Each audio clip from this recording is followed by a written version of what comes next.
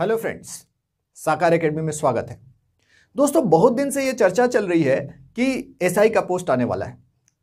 पिछले 3 साल से कई बार लोग तैयारी कर करके अपने आप को पक्का बना चुके हैं कि अब एसआई का पोस्ट आएगा और अब हम लोग सब इंस्पेक्टर बन जाएंगे। लेकिन कई बार लोगों के दिल टूट जाते हैं। 23 जुलाई 2021 को छत्तीसगढ़ सरकार ने इस सोच को बदलने की ठानी।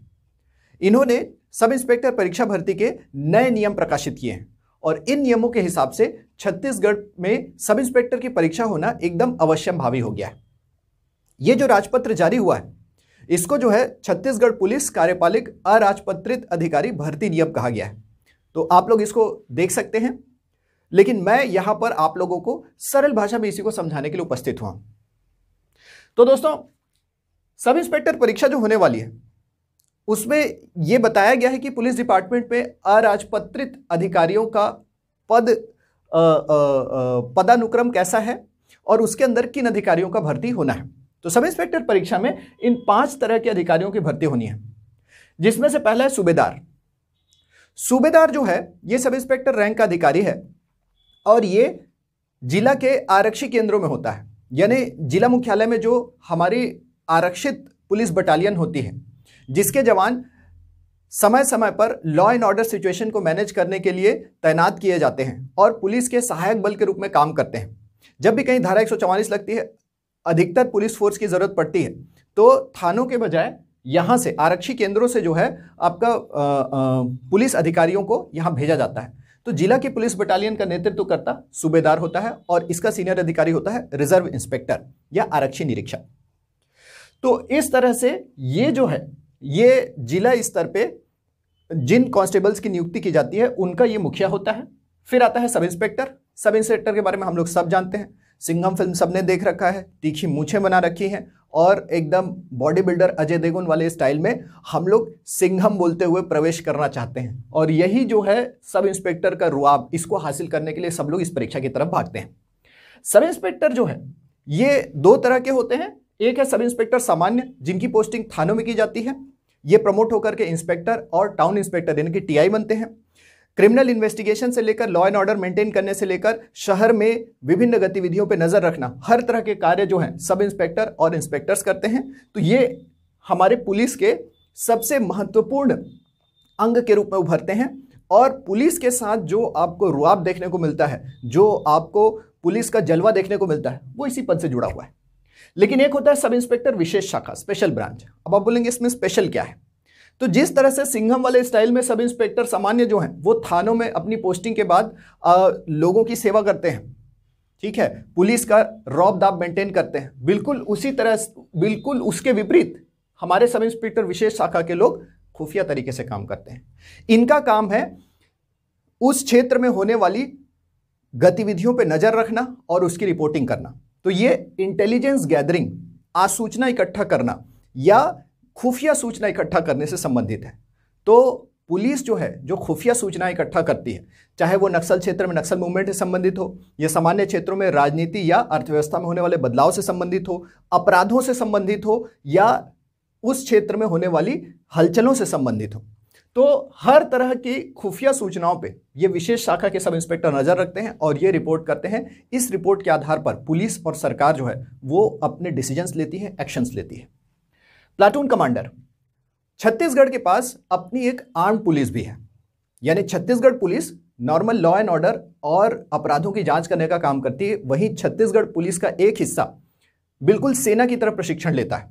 इनके पास हथियार भी सेना की तरह होते हैं और ये कठिन परिस्थितियों में हथियारबंद तरीके से संघर्ष करने के लिए प्रशिक्षित होते हैं, बिल्कुल सैनिक स्टाइल में। तो आप इसको मिलिट्री पुलिस जैसा देख सकते हैं। तो ये मिलिटराइज्ड पुलिस फोर्स है, जिसको हम लोग छत्तीसगढ़ आर्म पुलिस फोर्स भी कहते हैं, सीएएफ कहा जाता है इसको।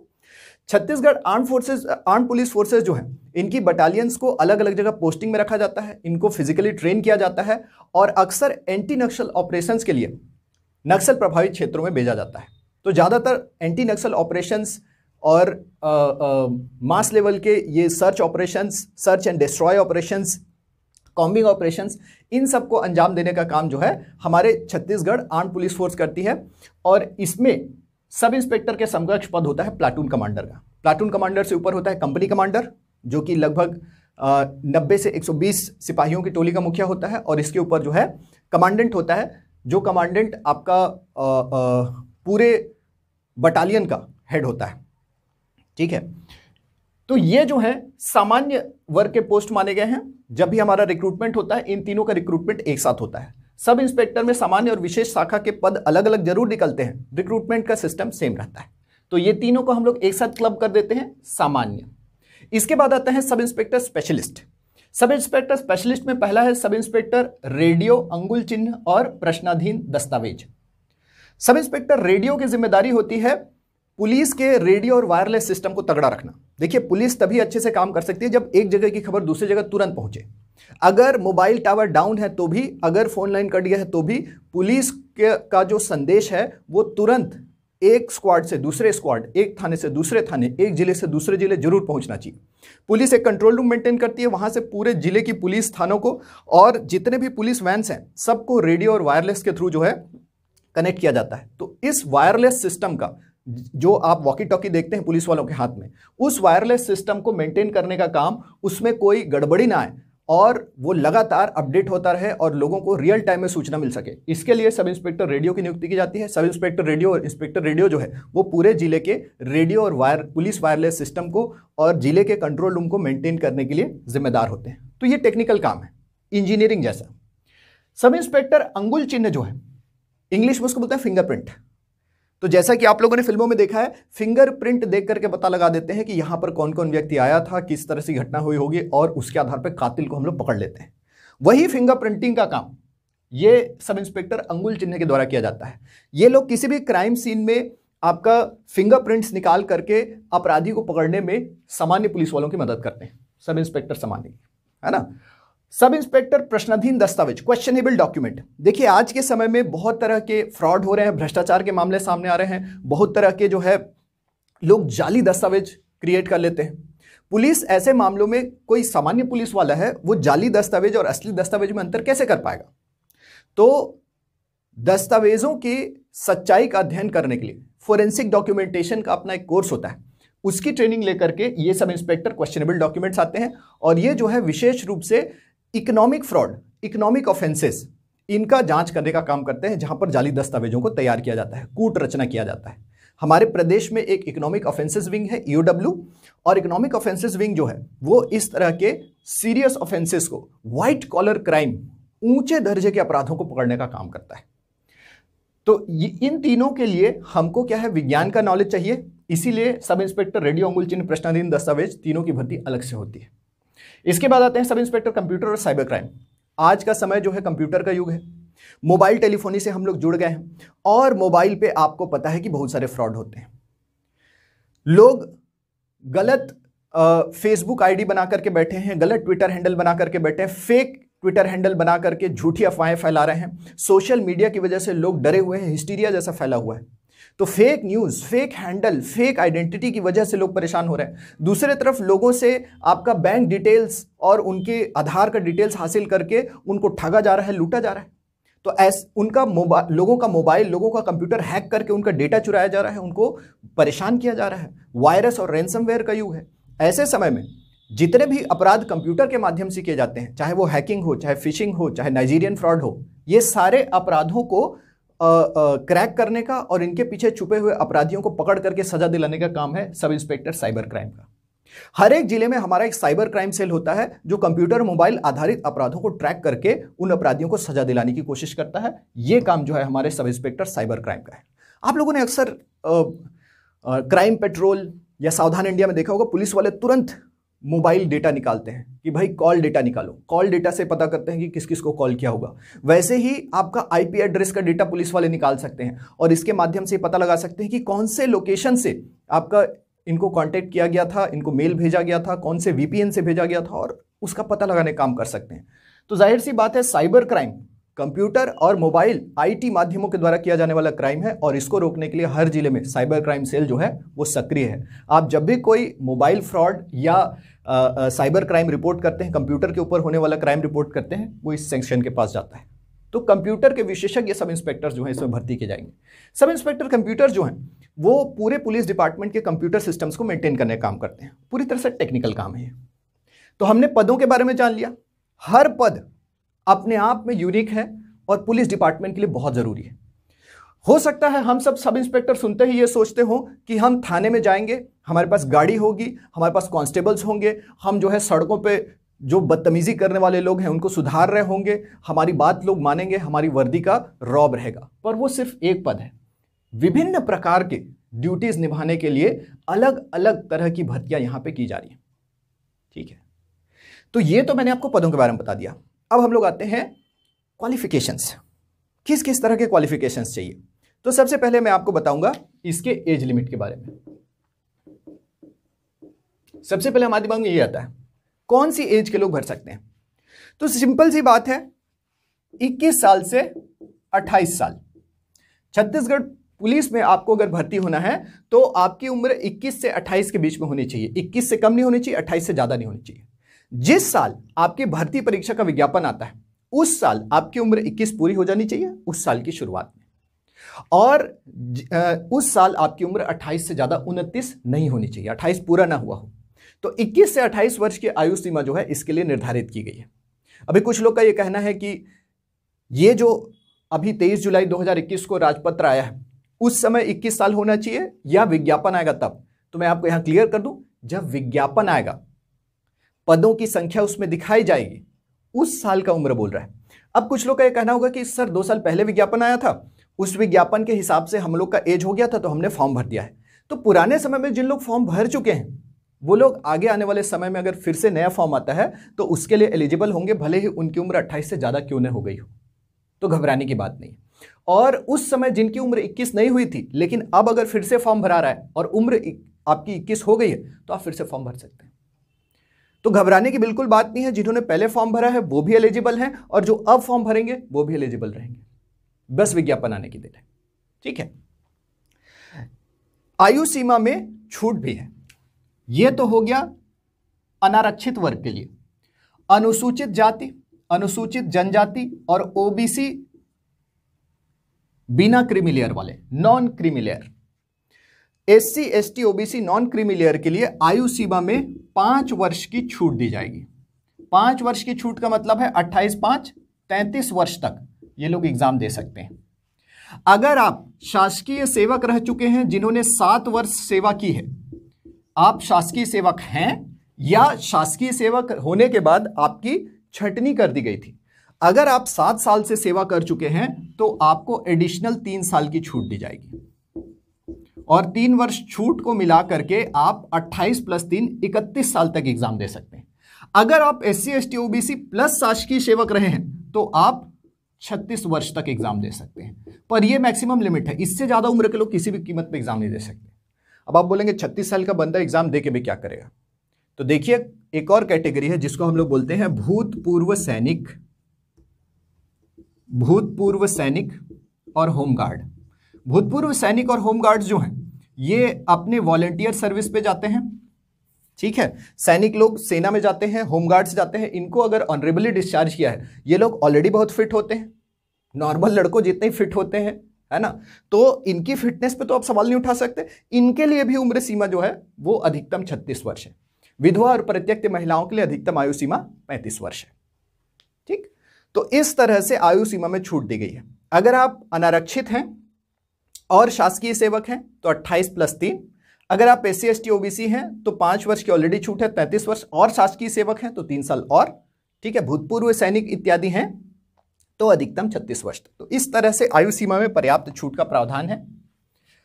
आयु सीमा के बाद शैक्षणिक योग्यता, इसको लेकर के भी बहुत सारे सवाल उठते हैं। तो शैक्षणिक योग्यता के बारे में आपको बता दूं, यहां पर ये जो 3 पद हैं ये सामान्य पद हैं, एक साथ आते हैं। तो शैक्षणिक योग्यता की अगर हम लोग बात कर रहे हैं तो सबसे पहले सूबेदार, सब इंस्पेक्टर, प्लाटून कमांडर, इन तीनों के लिए आपको किसी भी मान्यता प्राप्त विश्वविद्यालय से स्नातक होना चाहिए। ग्रेजुएट, बीए बीएससी सब चलेगा, किसी भी मान्यता प्राप्त विश्वविद्यालय से आपको स्नातक होना चाहिए। अगर आपने छत्तीसगढ़ राज्य से बाहर किसी विश्वविद्यालय से स्नातक किया है और उसको यूजीसी की मान्यता प्राप्त है, चलेगा। अगर आपने किसी ऐसे विश्वविद्यालय से स्नातक किया है जो हमारे जानकारी में नहीं है या जिन्होंने सीधे सीधे यूजीसी से मान्यता प्राप्त नहीं की है, या जिनके बारे में छत्तीसगढ़ राज्य ने जिनको अधिकृत नहीं किया है, तो ऐसे में पुलिस विभाग की समिति जो है वो उस पर आपका जो है मान्यता संबंधी विचारण करेगी, लेकिन वो भर्ती के बाद। ठीक है, तो मान्यता प्राप्त विश्वविद्यालय से आपका स्नातक होना चाहिए इन सभी के लिए, सूबेदार, सब इंस्पेक्टर सामान्य, सब इंस्पेक्टर विशेष शाखा, प्लाटून कमांडर। इसीलिए हम लोग इसको सामान्य पदों की कैटेगरी में रख रहे हैं। फिर आता है sub inspector radio. Sub inspector radio के लिए आपको इलेक्ट्रॉनिक्स की डिग्री चाहिए। तो इलेक्ट्रॉनिक्स और इलेक्ट्रॉनिक्स एंड टेलीकम्युनिकेशन, ठीक है, ईटीएनटी कहा जाता है इसको, या ईएनटी, जो भी आप कह सकते हैं। ठीक है, इलेक्ट्रॉनिक्स या इलेक्ट्रॉनिक्स एंड टेलीकम्युनिकेशन।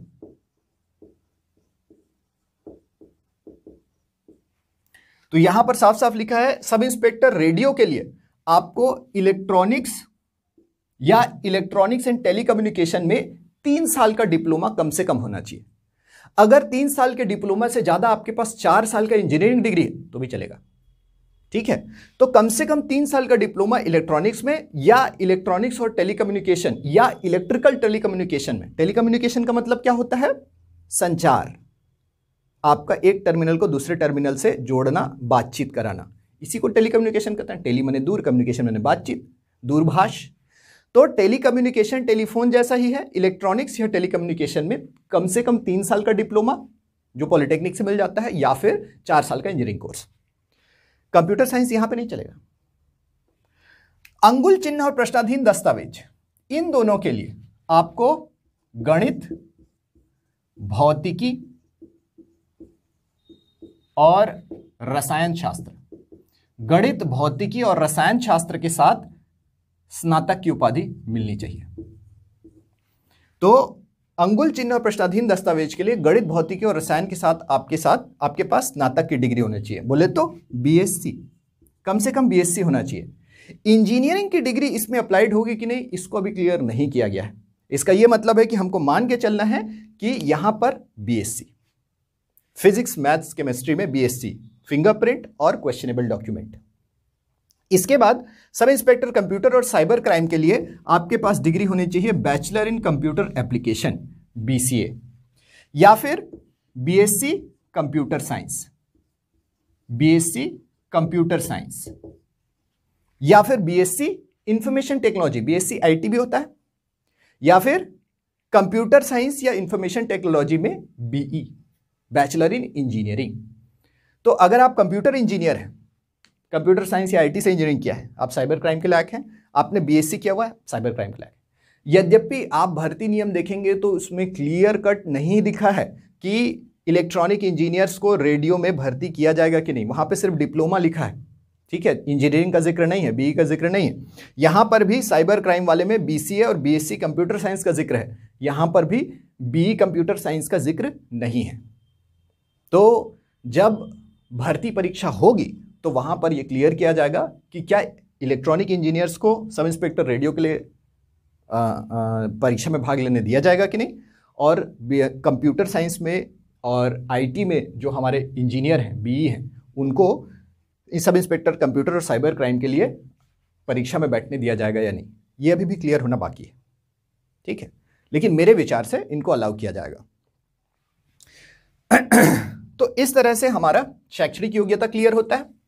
शैक्षणिक योग्यता के बाद जब सब इंस्पेक्टर की बात है और शारीरिक योग्यता की बात ना हो तो फिर तो मजा ही नहीं आएगा ना।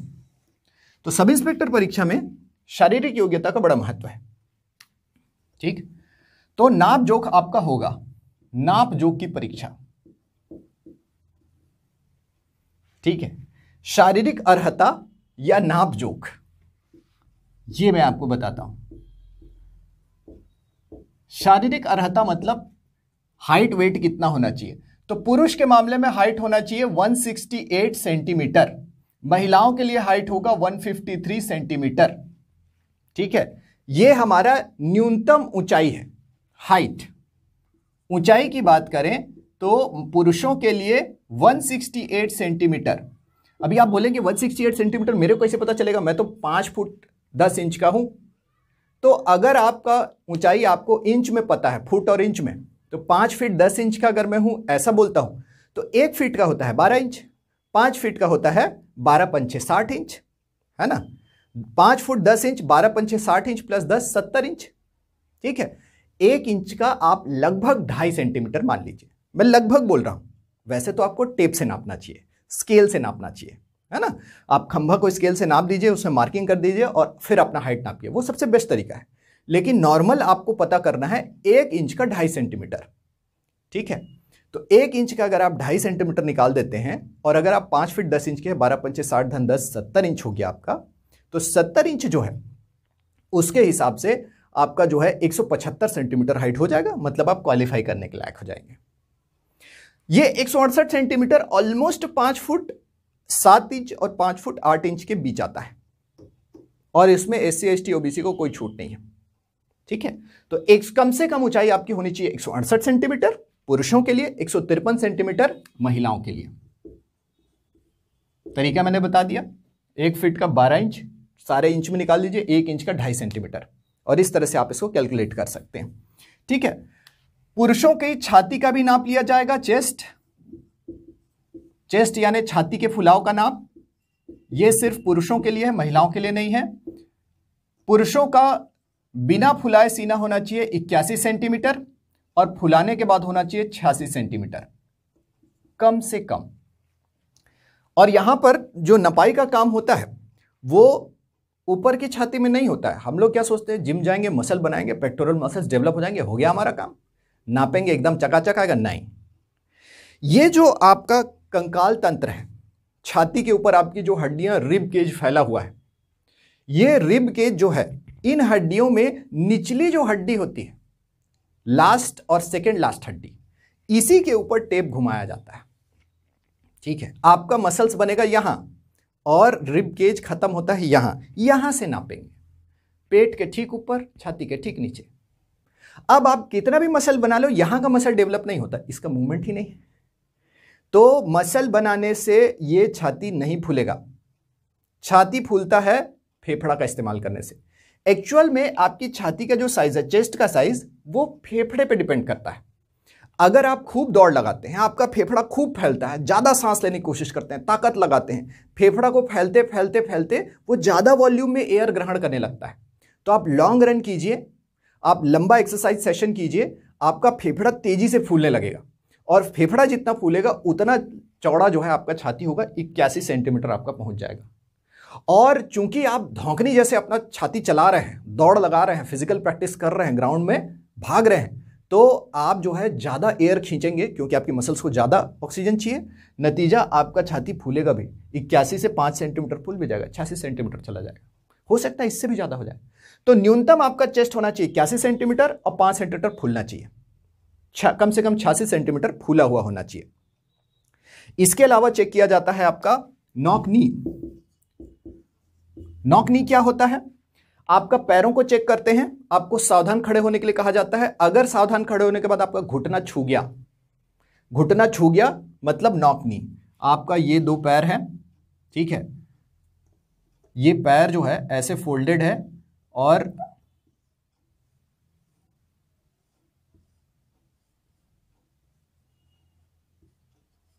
ये आपका घुटना टच हो गया, इसको बोलते हैं नॉकनी। जब आप दौड़ोगे ये ठेसाएगा, आप गिर जाओगे। नॉकनी वाला बंदा दौड़ नहीं सकता, और जो बंदा दौड़ता है उसका पैर जो है स्वस्थ हो जाता है, ये दोनों दूर दूर हो जाते हैं और पैर कुछ इस तरह से ऑपरेट करते हैं, फिर वो नॉकनी नहीं रहता, आपको इस तरह का पैर दिखेगा। तो नॉर्मल पैर ऐसे होते हैं, नॉकनी में ये दोनों जगह, दोनों घुटना जो है, यहां घुटना, ये टकरा जाता है, ठीक है। तो नॉकनी जो है ऐसा जैसे ही दिखता है, आपका तुरंत आपको बाहर कर दिया जाता है। इसके बाद आता है आपका बो हैंड। बो का मतलब होता है धनुष।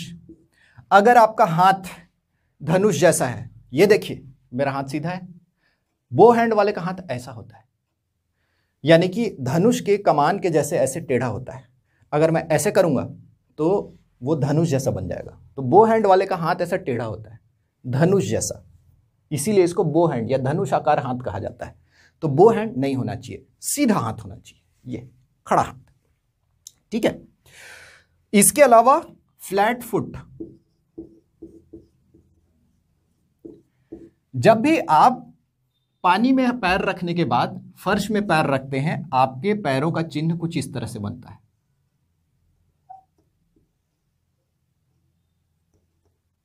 ऑलमोस्ट लाइक दिस, और इधर उंगलियां। ठीक है, तो पैरों का चिन्ह ऐसे क्यों बनता है? इधर उंगलियां रहती हैं, इधर पंजा रहता है, इधर एड़ी रहता है, बीच में खाली जगह रहता है। यह है नॉर्मल फुट। और जब किसी का पैर जो है उसमें पंजा और एड़ी के बीच का जगह भी भरा हुआ होता है, तो उसका भी छाप पड़ता है और पैर का छाया ऐसे पड़ता है। तो जिन लोग का पैर का छाया ऐसे सामान्य रहता है वो ऐसे रहता है, और जिन लोग का पैर का छाया फ्लैट फुट वाला रहता है वो ऐसा रहता है। तो पानी में पैर रखिए, नॉर्मल जगह पे पेपर पे पैर रखिए, ऐसा बना तो सामान्य, ऐसा बना तो फ्लैट फुट। और फ्लैट फुट जो है पुलिस भर्ती में नहीं आता। इसको चेक कैसे किया जाता है? आपका पैर रखवा देते हैं जमीन पे, आपको खड़े रहने के लिए बोलते हैं, वहां पे स्केल घुसा देते हैं। खाली जगह में स्केल घुस जाता है, भरे हुए जगह में स्केल नहीं घुसता है बाहर। तो ये तीनों जो चीजें हैं आप पहले से चेक कर सकते हैं, और अगर लास्ट टाइम में चेक करेंगे डिसअपॉइंटमेंट हो सकता है। ठीक है, इसके बाद चश्मा। चश्मा को लेके सब लोग बहुत परेशान रहते हैं कि चश्मा का क्या है। तो चश्मा या दृष्टि का जो टेस्ट है 6/6, 6/9। 6/6 का मतलब होता है परफेक्ट विजन। तो अगर आपका दोनों आंख 6/6 है, बहुत बढ़िया, आपको ले लिया जाएगा। आपका एक आंख 6/6 है, दूसरा आंख 6/9 है, आपको ले लिया जाएगा। अगर दोनों आंख 6/9 है, नहीं। अगर दोनों आंख 6/9 से ज्यादा है, 6/12, 6/14, नहीं लिया जाएगा। तो चश्मा समस्या नहीं है, चश्मा प्रॉब्लम नहीं है। आपका बिना चश्मा के टेस्ट किया जाएगा।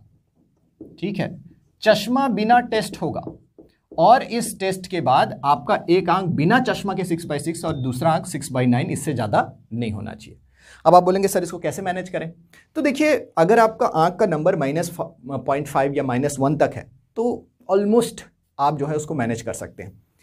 मेरा सलाह यह है कि आप पहले आंखों के डॉक्टर के पास जाइए। ठीक है, किसी भी जिला अस्पताल में आपको आंखों के डॉक्टर मिल जाएंगे। चेकअप कराइए, आप पता कीजिए कि आपका आंख का आईसाइट कैसा है। जैसे ही आपको क्लियर होता है कि मेरा आईसाइट 6/6 है, 6/9 है, तब तो ठीक है। अगर नहीं है तो डॉक्टर को बोलिए कि आप इसको इस लेवल पे लाने के लिए क्या कर सकते हैं। या तो दोनों आंख 6/6 होना चाहिए, या एक आंख 6/6 दूसरा 6/9 होना चाहिए। आप डॉक्टर से बोलिए। तो ये तरीका है। हो सकता है डॉक्टर आपको कहे आप सर्जरी करा लो, आपको कुछ ही दिन के लिए ऐसा चाहिए ना, सिलेक्शन तक के लिए चाहिए, तो सिलेक्शन के कुछ महीनों पहले आप सर्जरी करा सकते हो। फेको सर्जरी होता है, बहुत इजी होता है, 1 दिन में डिस्चार्ज हो जाते हैं, आपके आईसाइट पर कोई फर्क नहीं पड़ता, चश्मा उतर जाता है। लोग बोलते हैं ना लेजर करा के आया चश्मा उतरवाया, वो वाला। ठीक है, फिर आप जो है कलर ब्लाइंड नहीं होने चाहिए, ये नहीं चलेगा। कलर ब्लाइंडनेस जो है ये एक जेनेटिक एनोमली है, एक आनुवांशिक बीमारी है जिस पे आपका कोई नियंत्रण नहीं है। जिन लोगों को आनुवांशिकता से कलर ब्लाइंडनेस की बीमारी मिली रहती है, उन लोग हरा और लाल रंग में अंतर नहीं कर पाते हैं। और इसकी वजह से क्या होता है कि एक सामान्य पुलिस अधिकारी को जब कठिन परिस्थितियों में फंसना पड़ता है और जब वो रंगों में अंतर नहीं कर पाता, तो वो किस तरह से अपने साथियों का और अपने जान का रक्षा करेगा। या आप जान का रक्षा तो छोड़िए, अगर आपको ट्रैफिक में पोस्ट किया जाता है और आप हरा और लाल साइन में अंतर नहीं बता पाते हैं, तो जाहिर सी बात है ये बहुत खतरनाक परिस्थिति हो सकती है।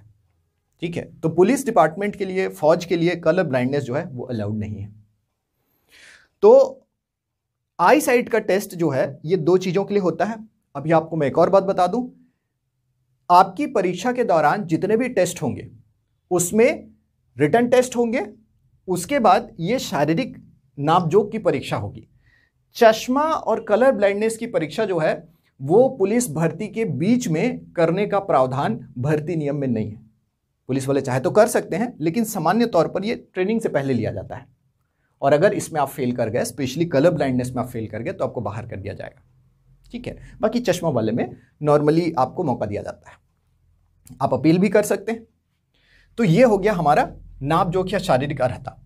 ये नापजोक का काम मुख्य परीक्षा के बाद होता है, लेकिन तैयारी तो आपको पहले से करके रखनी पड़ेगी, ताकि आप फॉर्म भरने से पहले ही जाने कि आप इसके योग्य हैं और बाद में डिसअपॉइंटेड फील ना करें। तो अब हम लोग आएंगे परीक्षा के ऊपर।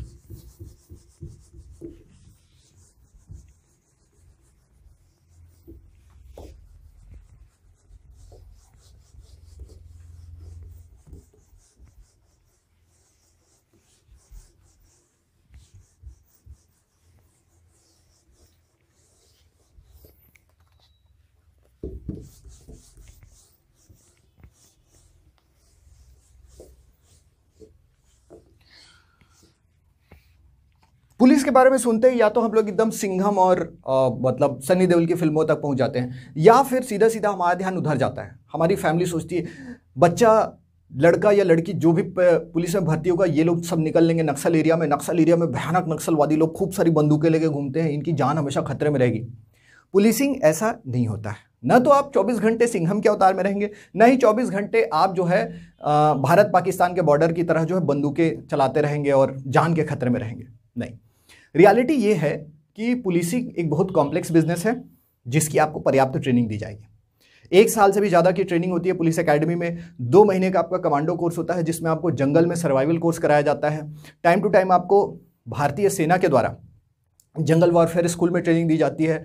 आपको जिंदा रहने और अपने सामने आने वाली परिस्थितियों का मुकाबला करने के लिए पर्याप्त जानकारी, पर्याप्त एक्सपोजर और ट्रेनिंग दी जाती है। तो जाहिर सी बात है, अगर आप ईमानदारी से अपना काम कर रहे हैं तो ना तो आपको डरने की ज़रूरत है और ना ही आपको घमंडी बनने की ज़रूरत है, क्योंकि कितने भी आप योग्य क्यों ना हो, कठिन परिस्थितियों में आपको अपने साथियों की और आम लोगों के मदद की ज़रूरत पड़ेगी, क्योंकि आखिरकार पुलिस का काम आम आदमी की रक्षा करना है, आम आदमी की सेवा करना है।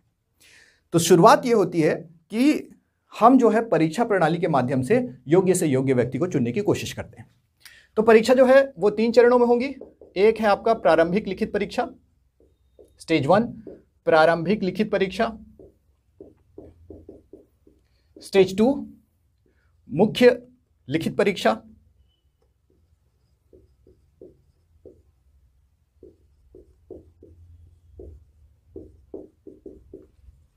मुख्य लिखित परीक्षा जो है, इसके पश्चात आपका मुख्य परीक्षा का ही एक दूसरा हिस्सा है शारीरिक दक्षता परीक्षा, और शारीरिक दक्षता परीक्षा के बाद सबसे आखिरी स्टेज है इसका साक्षात्कार।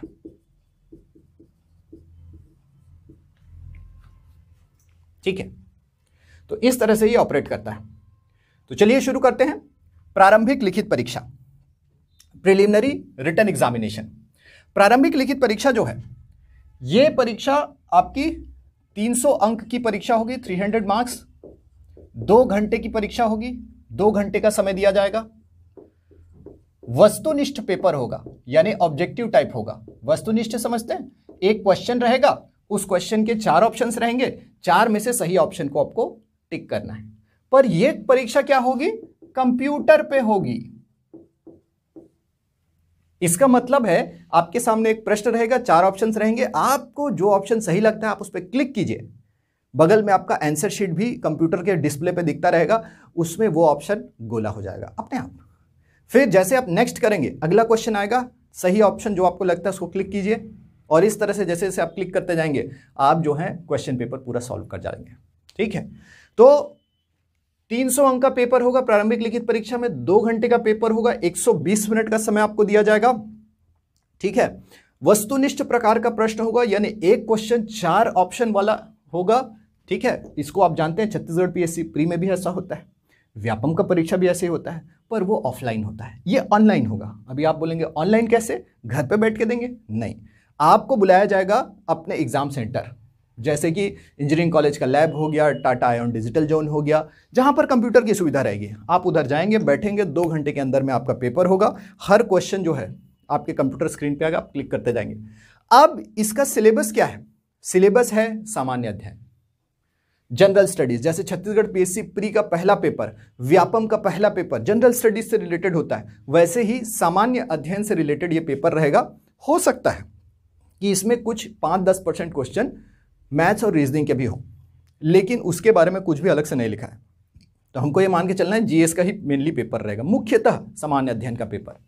ठीक है, अब 300 में 2 घंटे में 300 अंक का वस्तुनिष्ठ पेपर कंप्यूटर बेस्ड आप बनाएंगे। एक बार में सब लोग की परीक्षा नहीं हो सकती, यानी अलग अलग बैचेस में परीक्षा होगी। किसी की परीक्षा आज है, किसी की कल है, किसी की परसों है, हो सकता है किसी की इस संडे हो, किसी की अगले संडे हो, है ना। तो जैसे CSPDCL Chhattisgarh power distribution limited में क्लर्क का एग्जाम हुआ, तो computer based objective type exam हुआ था, अलग अलग बैचेस में परीक्षा हुई। तो प्रत्येक बैचेस का जो है जो परीक्षा होगा, उन सभी बैचेस में एक जैसा पेपर तो आएगा नहीं, अलग अलग पेपर आएगा। और इसमें करेंगे ये कि अलग अलग बैचेस के नंबर का एवरेज निकालेंगे और उसके बाद फिर उनका स्टैंडर्ड डिवीजन निकाल करके नंबर में मॉडरेशन करेंगे। बहुत गणितीय बात बोल दिया मैं। सरल शब्दों में ये बोलें कि अलग अलग बैच में बैठने वालों के साथ अन्याय नहीं होगा। ठीक है, किसी में पेपर सरल आ गया तो मार्क्स थोड़े कम कर देंगे, किसी में पेपर कठिन आया तो मार्क्स थोड़े से ज़्यादा कर देंगे। समझ गए? तो इस तरह से बैलेंस करके आपका मार्किंग किया जाएगा कंप्यूटर बेस्ड एग्जाम में। ठीक है, और इस प्रारंभिक परीक्षा से पद संख्या के टोटल 5 प्रकार के पद हैं, 5 प्रकार के पदों की टोटल जो संख्या है, टोटल पद संख्या के 20 गुना 20 टाइम्स, कुल पद संख्या के 20 गुना लोगों को, पद संख्या इंटू 20 लोगों का जो है एक मेरिट लिस्ट बनाया जाएगा। ठीक है, तो पद संख्या के अच्छा, इसको ऐसे लिखना चाहिए तो आपको ज्यादा अच्छे से समझ में आएगा। इसमें एग्जाम में 300 अंक में से अभ्यर्थी जितने अंक लाते हैं उन अभ्यर्थियों का मेरिट लिस्ट बनाया जाएगा। ये मेरिट लिस्ट में आपका ऊपर से सिलेक्शन करना शुरू करेंगे टॉप मार्क पाने वाले से, और आपका पद संख्या के 20 गुना लोगों का चयन किया जाएगा। पद संख्या के 20 गुना लोगों का यहां पर एक चयन सूची बनाया जाएगा। यही लोग मुख्य परीक्षा के लिए एलिजिबल होंगे। ठीक, तो मेरिट लिस्ट बनेगा, उस मेरिट लिस्ट में ऊपर से सेलेक्ट करते जाएंगे और जहां पे पद संख्या के 20 गुना लोग कंप्लीट हुए वहीं पर आपका लाइन खींच देंगे, वो नंबर कट ऑफ नंबर होगा, उस नंबर पे जितने लोग होंगे सबको ले लेंगे और बन गया चयन सूची। तो पद संख्या मान लीजिए 100 पद आए तो पद संख्या इंटू 20 2000 लोगों को जो है प्रारंभिक परीक्षा में चयन किया जाएगा। फिर शुरू होता है, तो ये हो गया स्टेज 1। स्टेज 2 मुख्य परीक्षा। मुख्य परीक्षा का प्रथम चरण होगा आपका लिखित परीक्षा।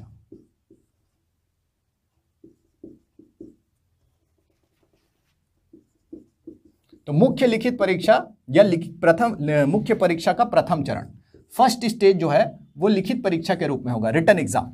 रिटन एग्जाम में कितने पेपर है? 5 पेपर है। 1 पहला है आपका हिंदी अंग्रेजी दक्षता, हिंदी अंग्रेजी दक्षता परीक्षा। तो हिंदी अंग्रेजी का पेपर है, हिंदी अंग्रेजी दक्षता परीक्षा। नंबर 2 सामान्य ज्ञान सामान्य अध्ययन, सामान्य ज्ञान और सामान्य अध्ययन दक्षता परीक्षा। नंबर 3 एप्टीट्यूड टेस्ट, इसका नाम बिल्कुल ऐसे ही लिखा है ना, एप्टीट्यूड टेस्ट, अभियोग्यता परीक्षा। इसके बाद स्पेशलाइज्ड एग्जाम शुरू होते हैं। इसके बाद आपका आता है विज्ञान की परीक्षा, और इसके बाद आता है कंप्यूटर विज्ञान की परीक्षा।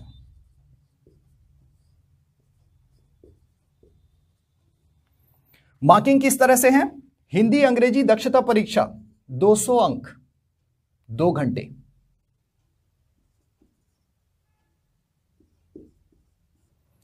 सामान्य अध्ययन 200 अंक 3 घंटे, एप्टीट्यूड टेस्ट 200 अंक 2 घंटे, विज्ञान की परीक्षा 200 अंक 2 घंटे, कंप्यूटर विज्ञान की परीक्षा 200 अंक 2 घंटे।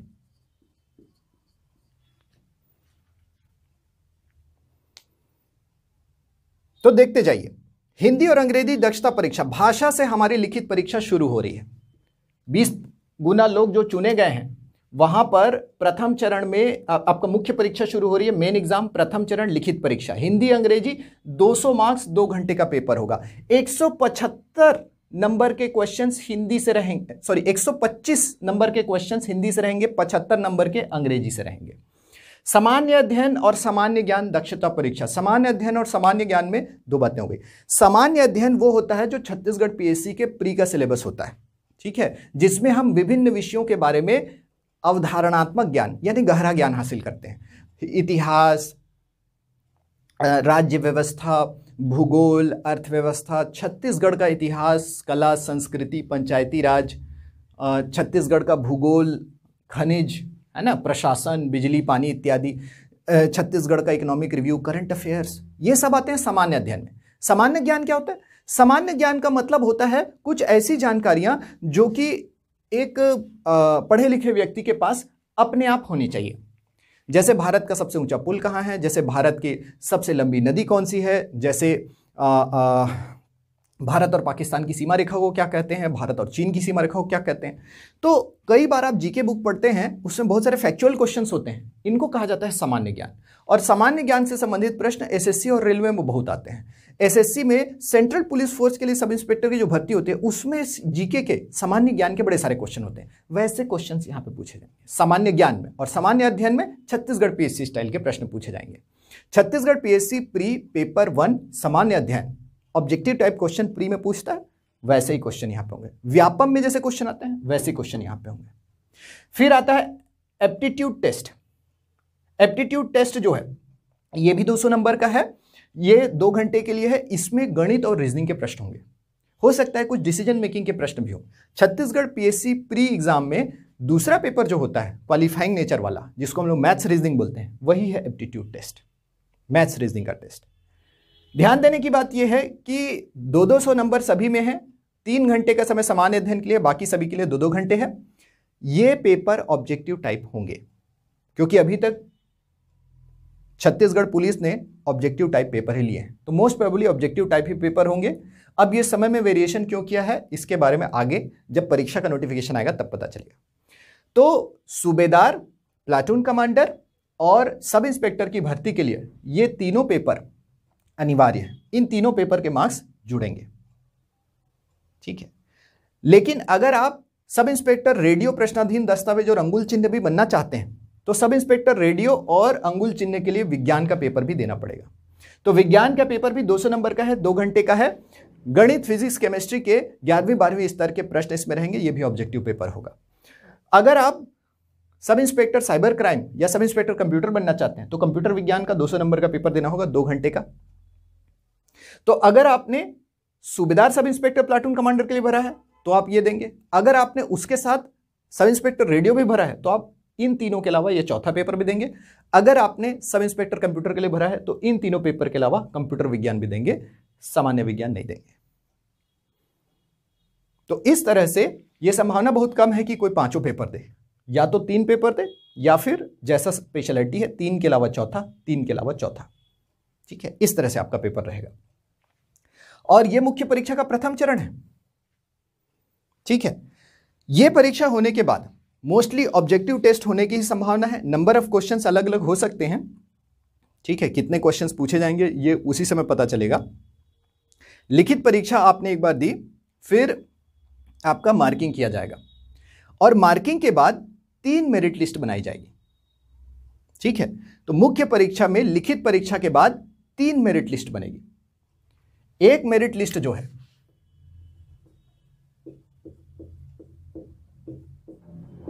तीन मेरिट लिस्ट बनेगी। मेरिट लिस्ट 1, मेरिट लिस्ट 1 जो है वो आपका सूबेदार, सब इंस्पेक्टर और प्लाटून कमांडर के लिए होगी, जिसमें 3 पेपर्स का मार्क्स कैलकुलेट किया जाएगा। मेरिट लिस्ट 2 जो है सब इंस्पेक्टर रेडियो के लिए होगा, जिसमें हिंदी, अंग्रेजी, सामान्य अध्ययन, एप्टीट्यूड, इन 3 पेपर के अलावा विज्ञान के पेपर का नंबर भी जोड़ा जाएगा। और तीसरा मेरिट लिस्ट जो है सब इंस्पेक्टर साइबर क्राइम के लिए रहेगा, जिसमें ऊपर के 3 पेपर्स के अलावा कंप्यूटर विज्ञान का नंबर भी जोड़ा जाएगा, ठीक है। तो मेरिट लिस्ट 1 सामान्य, ये जो है सूबेदार, सब इंस्पेक्टर, प्लाटून कमांडर के लिए, इन 600 नंबरों में से इस जितने भी आप नंबर लाएंगे उसके हिसाब से मेरिट लिस्ट बनेगा। फिर सब इंस्पेक्टर रेडियो 2, 2, 4, 2, 6, 2, 800 नंबर के हिसाब से इसका मेरिट लिस्ट बनेगा। और सब इंस्पेक्टर कंप्यूटर साइंस 2, 2, 4, 2, 6 और 2, 800 नंबर के हिसाब से इनका मेरिट लिस्ट बनेगा। तो 3 अलग अलग मेरिट लिस्ट यहां पे तैयार होंगे। तीनों ही मेरिट लिस्ट को मिला करके यहां पर एक चीज क्लियर किया गया है, पद संख्या के 5 गुना, पद संख्या के 5 गुना लोगों को लिया जाएगा, ठीक है। जैसे शुरुआत में पद संख्या के 20 गुना लोगों को लिया गया था, यहां पद संख्या के 5 गुना लोगों को लिया जाएगा। इंटरेस्टिंग पार्ट यह है कि तीनों मेरिट लिस्ट में पद संख्या के 5 गुना लोगों को लेने का प्रावधान है, ठीक है। इसका मतलब है कि अगर सूबेदार, सब इंस्पेक्टर, प्लाटून कमांडर में 100 पद हैं तो 500 लोगों को लिया जाएगा। अगर सब इंस्पेक्टर रेडियो में 10 पद हैं तो 50 लोगों को लिया जाएगा। और सब इंस्पेक्टर कंप्यूटर साइंस में अगर 10 पद हैं तो 50 लोगों को लिया जाएगा। या सब इंस्पेक्टर साइबर क्राइम में मान लीजिए 100 पद हैं तो 500 लोग को लिया जाएगा। तो इसी हिसाब से यहां पर पदों का 5 गुना लिया जाएगा जितना पद अलग अलग कैटेगरी में है।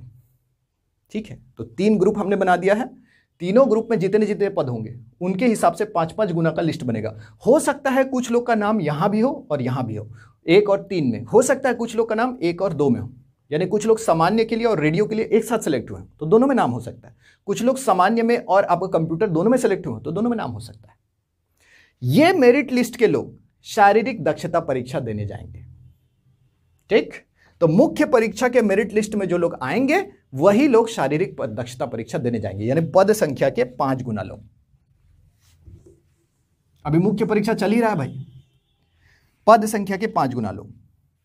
अब एक बात ध्यान देने की है, पीएससी प्रारंभिक लिखित परीक्षा में 300 में से 30% अंक लाना जरूरी है क्वालिफाई करने के लिए। अगर आप 30% अंक नहीं लाए तो वैसे भी डिस्क्वालीफाई हो जाएंगे, आपको भर्ती नहीं किया जाएगा। खैर, यहां तो मेरिट लिस्ट में आना है। मुख्य परीक्षा में भी प्रत्येक पेपर में आपको 30% अंक लाना अनिवार्य है, 30% क्वालिफाइंग। इसका मतलब यह है कि 200 में से 60 नंबर हर पेपर में आने चाहिए। अगर आपने किसी एक पेपर में 200 में से 60 नंबर नहीं लाए, आपको वहीं डिस्क्वालीफाई कर दिया जाएगा और मेरिट लिस्ट में शामिल नहीं किया जाएगा। तो 30% क्वालिफाइंग है, कम से कम 60 नंबर लाना जरूरी है हर पेपर में, तब आप मेरिट लिस्ट में मतलब आपका नंबर सूची में आएगा। और उसके बाद फिर सभी में ज्यादा ज्यादा नंबर लाने हैं ताकि आप मेरिट लिस्ट में बहुत ऊपर पहुंच सके। ठीक, तो 5 गुना लोगों को शारीरिक दक्षता के परीक्षा के लिए बुलाया जाएगा। यह है दूसरा चरण।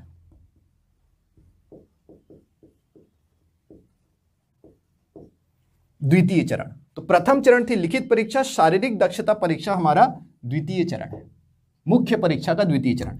इसमें सबसे पहले होगा आपका नाप जोख। नाप जोख के बाद, नाप जोख में वही होगा जो मैंने शारीरिक अर्हताएं बताई थी, हाइट, आपका जो चेस्ट, इन सब का नाप करेंगे। नाप जोख के बाद शारीरिक दक्षता का परीक्षण होगा।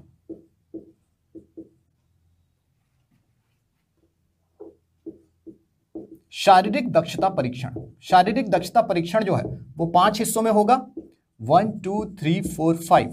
पहला है आपका लंबी कूद, कितना लंबा आप कूद सकते हैं। दूसरा है ऊंची कूद, कितना ऊंचा कूद सकते हैं, हाई जंप। तो लंबी कूद लॉन्ग जंप, ऊंची कूद हाई जंप। फिर शॉर्ट पुट यानी कि गोला फेंक, शॉर्ट पुट या गोला फेंक। फिर आपका 100 मीटर की दौड़, कितने कम समय में दौड़ सकते हैं। फिर 1500 मीटर की दौड़, लॉन्ग रेस, कितने समय में दौड़ सकते हैं, 1.5 किलोमीटर की दौड़ लगानी है ना। इसमें से प्रत्येक के में आपको 60-60 अंक दिए जाएंगे। इसमें से प्रत्येक टेस्ट में 60-60 अंक है, 60 मार्क्स।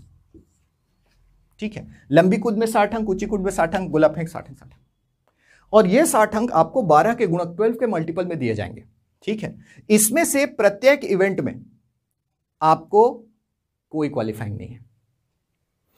इन सभी इवेंट्स का टोटल मार्क्स मिलाकर के होता है 300 अंक, 300 मार्क्स। इस 300 मार्क्स में से 30% लाना जरूरी है। 300 में 30% मतलब कम से कम 90 नंबर आपको ओवरऑल में चाहिए। ठीक है, तो शारीरिक दक्षता परीक्षण में आपको जो है 5 इवेंट्स हैं, प्रत्येक इवेंट के 60 नंबर हैं। आपको टोटल 300 नंबर इसमें लाने हैं, 300 नंबर दिए गए हैं। आप जितना अच्छा परफॉर्म करेंगे आपको उतने ज्यादा मार्क्स मिलेंगे।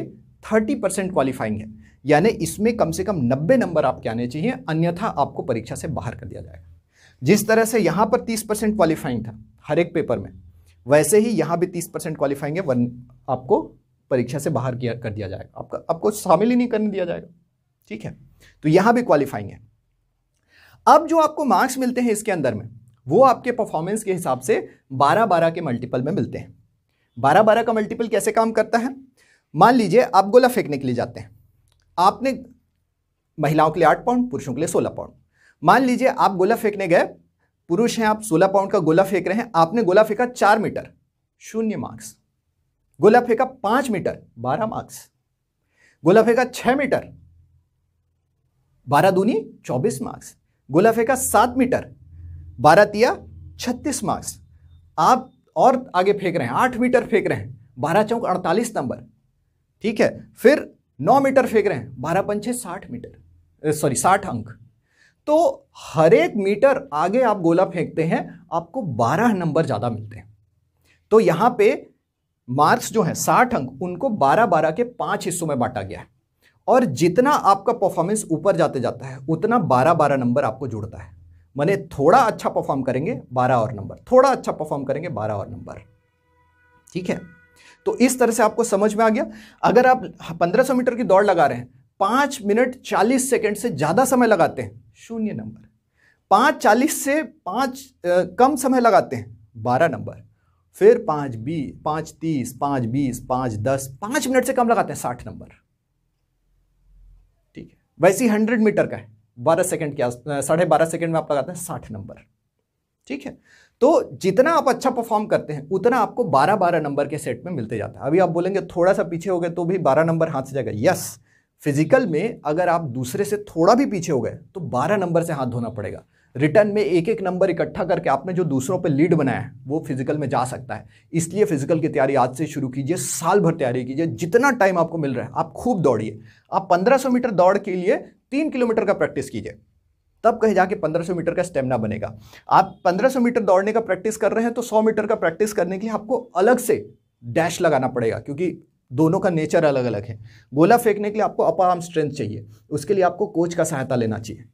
लंबी कूद, ऊंची कूद, आपको अपने बॉडी को रेस्ट और पोजीशनिंग के लिए तैयार रखना चाहिए। तो मेरी सलाह ये है कि हर एक जगह पे आपके एथलेटिक कोच अवेलेबल रहते हैं। पुलिस लाइन में आपको इसकी ट्रेनिंग दी जाती है पुराने पुलिस अधिकारियों के द्वारा। तो आप लोग जो है गाइडेंस लीजिए, अपनी मर्जी से ज़रूरत से ज़्यादा प्रैक्टिस मत कीजिए, इससे चोट लग सकती है, मुझे लगी है। यही वजह है कि मैं आपको सलाह दे रहा हूं कि आप एक्सपर्ट गाइडेंस के अंदर में इन सब की तैयारियां कीजिए। और चूंकि 12-12 के गुणक में नंबर मिल रहा है, इसलिए कभी भी आपका किस्मत बदल सकता है, ये बहुत डिसाइसिव है।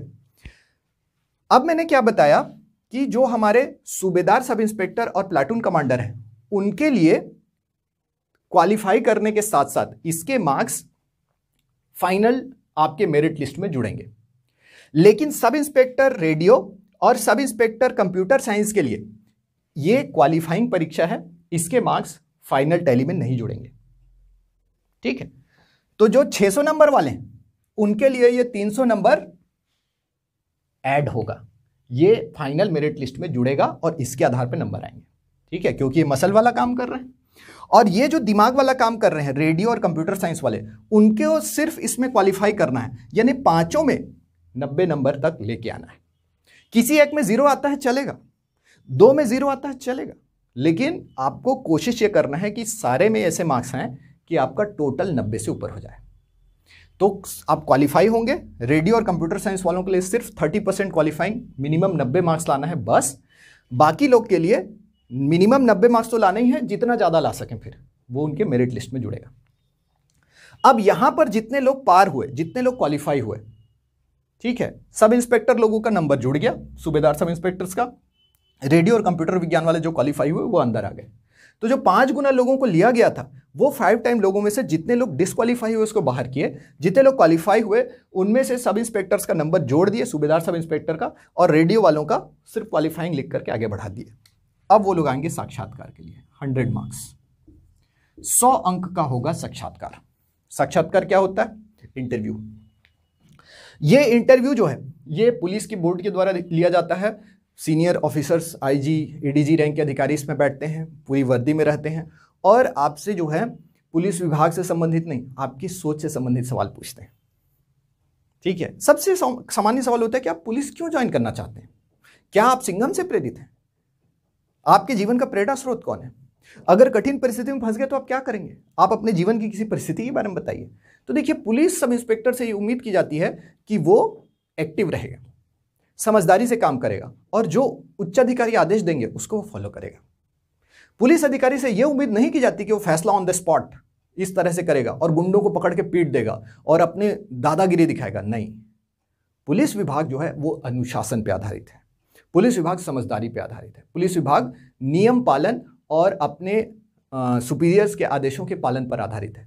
तो यहां साक्षात्कार से पहले आप मार्गदर्शन जरूर लीजिए, ताकि आप पुलिस विभाग के कार्य के बारे में समझ सकें और अपनी पर्सनालिटी के बारे में समझ सकें, और किस तरह से आपको अपनी पर्सनालिटी, आपके बैकग्राउंड, जहां जिस जिले से आप आते हैं, जिस जाति से आते हैं, जिस क्षेत्र से आते हैं, जिस तरह के स्कूल में आपने पढ़ाई की है, और ग्रेजुएशन, इन सबसे संबंधित आपको क्या प्रश्न पूछे जा सकते हैं, उसका गाइडेंस साकार एकेडमी में आपको दिया जाएगा।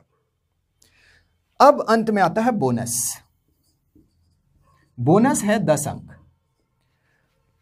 ओलंपिक, एशियन गेम्स, कॉमनवेल्थ और किसी भी खेल के अंतरराष्ट्रीय प्रतियोगिता जिसमें वर्ल्ड चैंपियनशिप और इंटरनेशनल चैंपियनशिप्स आते हैं, इसमें अगर किसी ने भाग लिया तो उसे बोनस 10 अंक दिए जाएंगे। राष्ट्रीय स्तर की खेल प्रतियोगिता में अगर किसी ने पदक हासिल किया है, स्वर्ण पदक, रजत पदक, तो उनको 10 नंबर दिए जाएंगे। और ये मार्किंग सिस्टम से अलग है। अगर आप सर्टिफिकेट प्रोड्यूस करते हैं इंटरव्यू के समय तो आपको जो है बोनस मार्क्स दिए जाएंगे। अब अंतिम यहां पर जो मेरिट लिस्ट तैयार होगी, द लास्ट मेरिट लिस्ट, ये लास्ट मेरिट लिस्ट जो है वो सब इंस्पेक्टर, सूबेदार और प्लाटून कमांडर के लिए तैयार होगी। 600 नंबर का मुख्य परीक्षा प्लस 300 नंबर का शारीरिक दक्षता परीक्षा प्लस 100 नंबर का इंटरव्यू।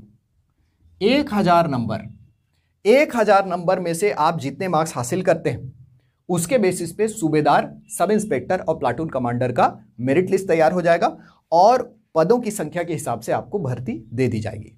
पदों की संख्या का 25% वेटिंग लिस्ट जारी किया जाएगा, जितने पद हैं उसका 25% संख्या में, और जो लोग भर्ती नहीं होते हैं या जो लोग निकल जाते हैं उनकी जगह पे जो है उन 25% लोगों में से वेटिंग लिस्ट में से सिलेक्ट कर लिया जाएगा। अब विज्ञान और कंप्यूटर विज्ञान की बात कर रहे हैं।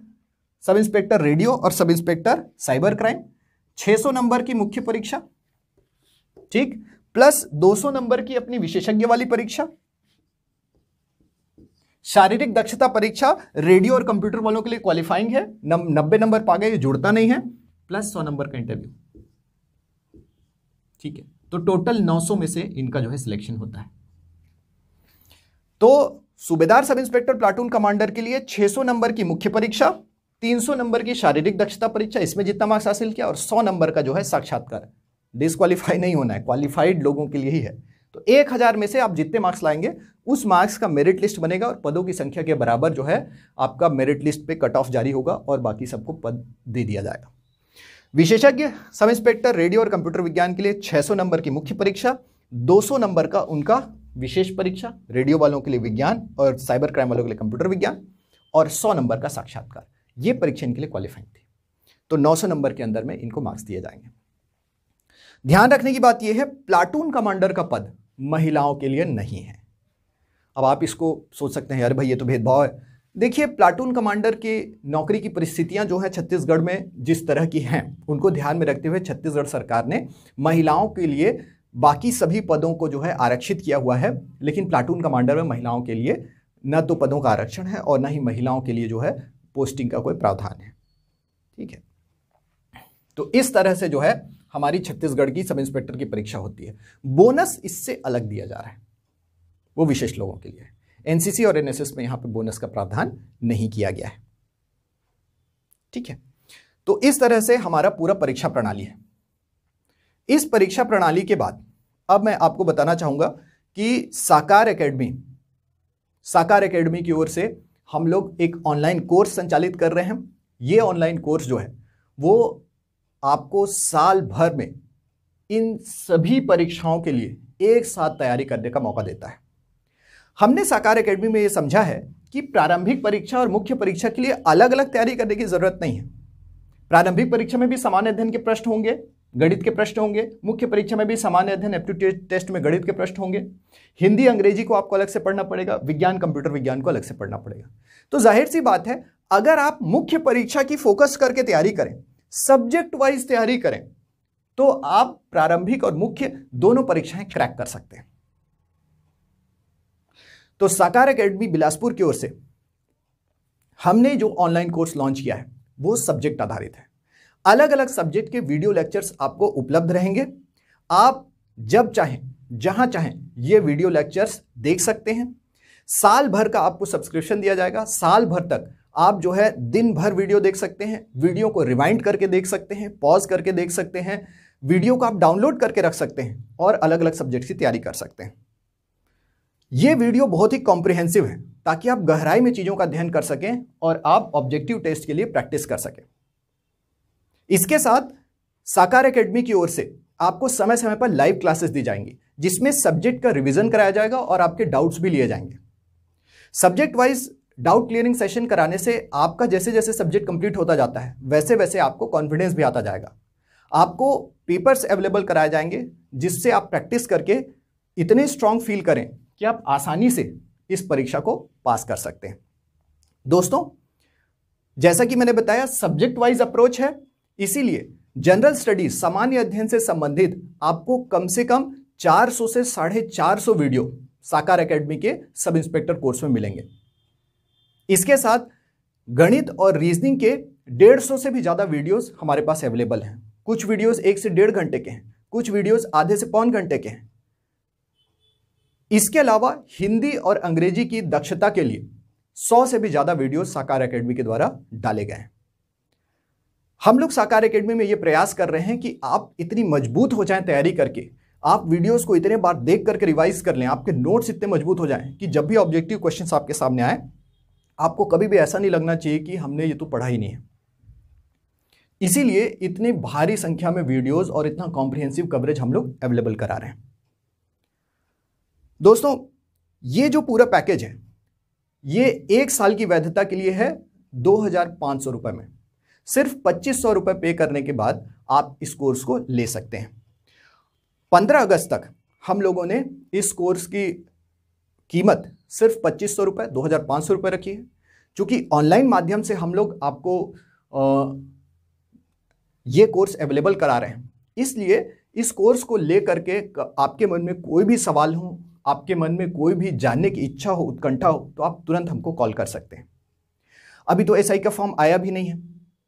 बहुत सारे कोचिंग इंस्टीट्यूट्स जो हैं यहाँ पर कोर्सेज चला रहे हैं, तो आप अगर कहीं एनरोल्ड भी हैं तो भी अपनी जानकारी बढ़ाने के लिए, रेफरेंस लेने के लिए और अपने आप को तैयार करते रहने के लिए हमारा साकार एकेडमी का सब इंस्पेक्टर कोर्स ज्वाइन कर सकते हैं।